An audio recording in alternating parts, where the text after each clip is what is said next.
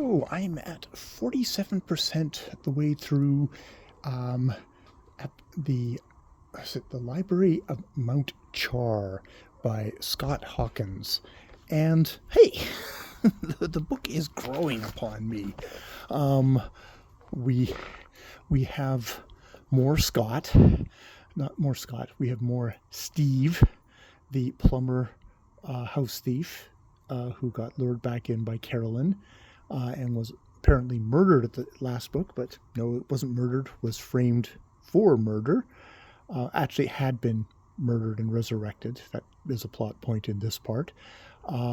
He is in prison. He gets visited by a, hey, Shira, go on, by a special agent. Shira, come on, psst, psst, psst, away from there. He gets visited by a special agent.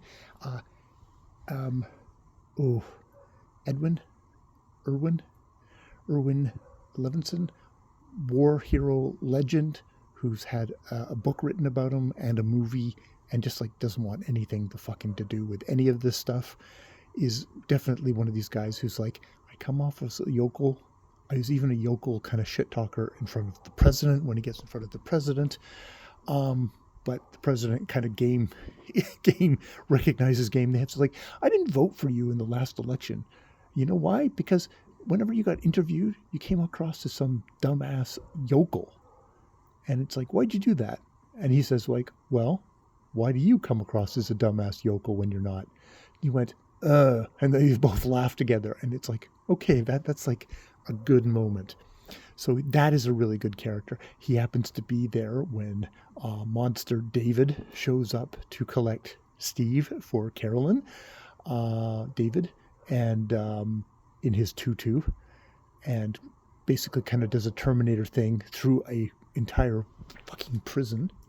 Hi, Shira, and through an entire prison, and taken back to Carolyn, who seems to be, her specialty seems to be deception and having her own game plan, being kind of a con artist within this cult of semi-supernatural kids who've been taken in by this ancient Cthulhu father figure who is some kind of, he knows people.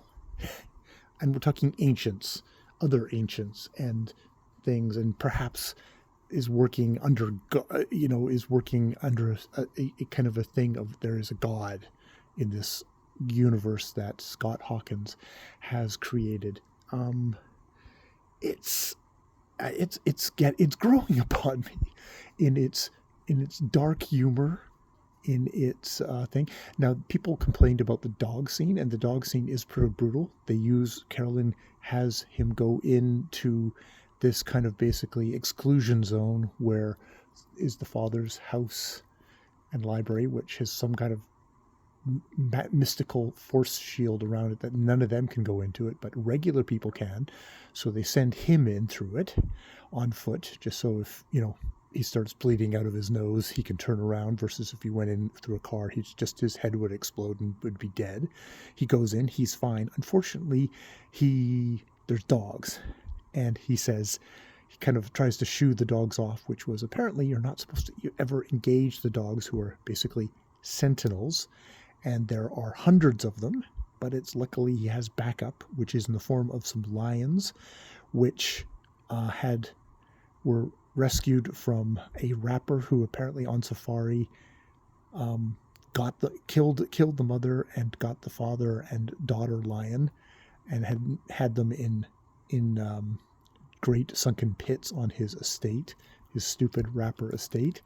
And that didn't go well for the rapper or his girlfriend. At least the girlfriend died instantly, whereas he was apparently given and had a very painful death. And there's told that they're good at dealing out deaths, either in the way of they can do it so it's very quiet and it doesn't hurt and it's over, or they can make it hurt, and they make it hurt because that's what they want, the lion does. But they are recruited by these kids who are probably adults at this point, but the kids who were under this father, and they all have their own different disciplines, and they give backup and they protect him from the dogs. And now he's in a house where Carolyn has given him to understand that he's just going to get torn apart. But what they don't know is that they actually leave people alone who've been resurrected, which of course she has done to Steve.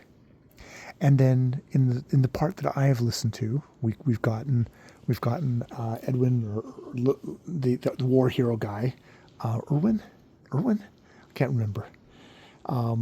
Him with the president and the whole thing of, because Carolyn can phone up people and get them to give him what he wants, including like the president. And yes, he does. He's going to pardon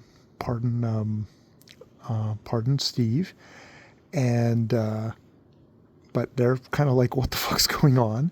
And Edwin's like, this is all. His basic advice is like, look, they're driving you towards doing something.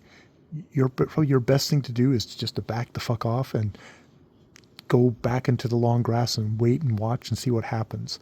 Not to. They're probably not going to take his advice there. They're probably going to kind of try and go after them, and that's going to go badly for them. We can see that it will definitely go badly for them. This is supernatural forces here, and natural man-made weaponry and stuff like that is not going to work on these people.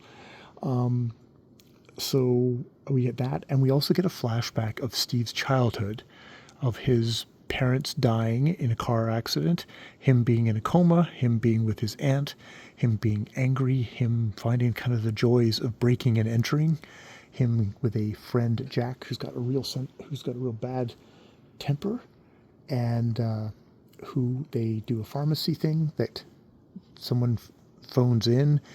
Jack gets caught. Jack goes to prison, where he's a young, good-looking guy, and he commits suicide after about 3 months because, he's probably used as a sex toy in prison by older men. That's the implication. And that's kind of what we get so far of Steve in this book. But it's like kind of interesting characters. So yes, I am quite enjoying this book.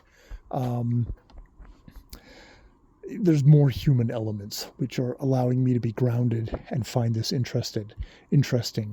Steve and Irwin or Edwin being the guys who, are allowing me to be in the story. And then there's all the supernatural bullshit stuff, which is entertaining to a degree, but I don't care about as much. So yeah, that's where we are at the moment in The Library at Mount Chr by Scott Hawkins. More videos later.